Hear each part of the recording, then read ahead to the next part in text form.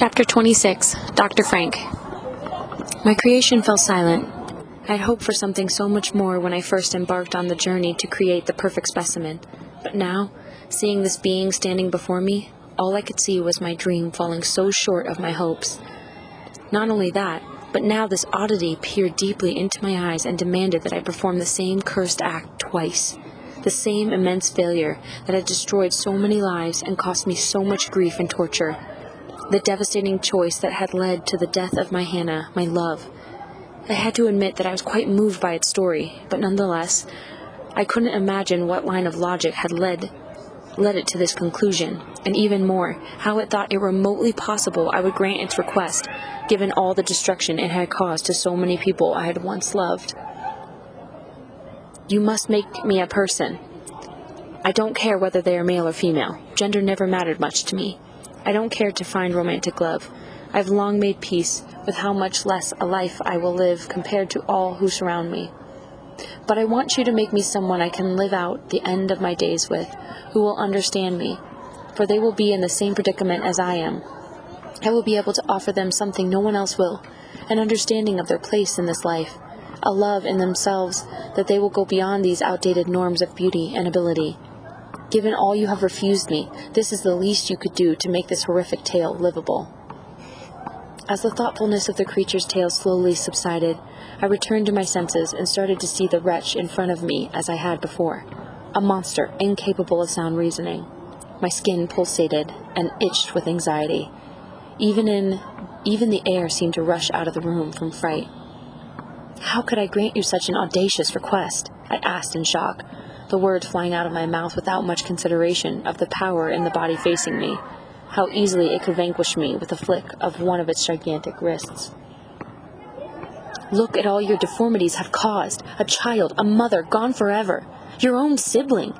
I had assumed you simply did not know that Ezra's boy was connected to you by blood, but you knew, and you still committed this vicious act. If I brought another being like you into the world, how much more torment would it cause the innocent?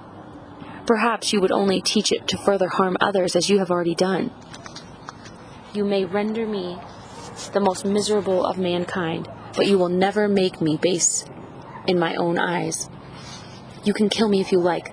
I can't stop you, but I will never agree to this request. The risk is too great. You are not to be trusted. A look of calm swept over the monster's eyes, which surprised me, as I expected to finally meet the end of my many years of torture since first looking into this creature's eyes as an infant so many years ago. It smiled with a grin of madman. I was overcome with nausea. I understand how it must look to you, to everyone, but you are still my parent who left me abandoned on a tree stump as an infant, even after all the work you did to create this new life. I don't blame you for who I am now. It isn't, after all, your doing that caused me to become this hideousness I see you cower from in fright. But how do you expect me to live out my days when there is no one to comfort me, sympathize with me, or show me even the smallest kindness? Show me one human being who will keep company with me, and I too will remain generous of spirit.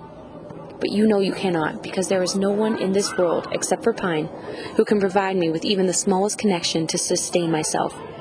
Even he could not keep his word to me because of this body of mine.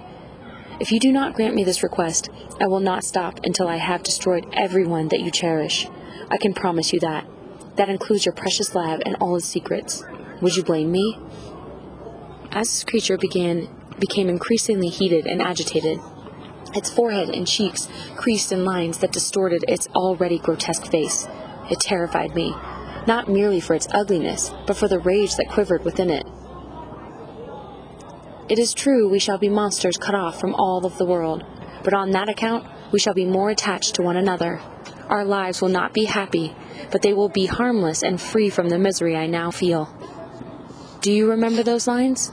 They're from Frankenstein, your namesake, the source of your inspiration, which you have only used to perpetrate the mythology of the story you sought to dismantle and build anew, albeit without such dreaded consequences. Its words stung, because I could hear the truth in them. I did not want to uncover or confront. It was hard to deny the power behind the creature's persuasive plea, that this was my only way out of this whole disaster. If I granted my creation this one last request, would I be free of this sordid tale for the rest of my days? The air in my chest expanded just imagining it. Could I dream of a life beyond this horrid tragedy? I promise you that if you provide me a companion, you will never hear or see evidence of either of us ever again. I have no need for any more blood on my hands. My revenge is done, and it costs more than I gain from it. All I have ever wanted was for someone to witness me and embrace me in my despair and torment, to love me despite my form and condition, like Pine did. Please do not forsake me after you have taken so much from me already. I did not ask to be created, but now that I am here, I ask for the basic needs of affection that each being has a right to in this life. I couldn't believe I was considering this outlandish request, but I was also taken by my own failure and this monster's understandable need for human contact from a fellow being who could understand the depths of its suffering. The creature promised again that the two of them would sink deep into the forest where not even those who live in the woods seek shelter, and they would subsist on berries and learn to hunt and eat defenseless woodland creatures that would not be missed. Before I could change my mind again, I consented to my creation's request, spurned from the depths of guilt at having abandoned my only child, and out of the sympathy its tale aroused in me. Once it was satisfied that I was sincere about my agreement, the creature insisted it would return after it was clear this new companion had been made, whether through a typical gestation period, as it was conceived, or in some other way it expected I had the skills to create. It did not explain how, but it made it clear we would not need to speak again.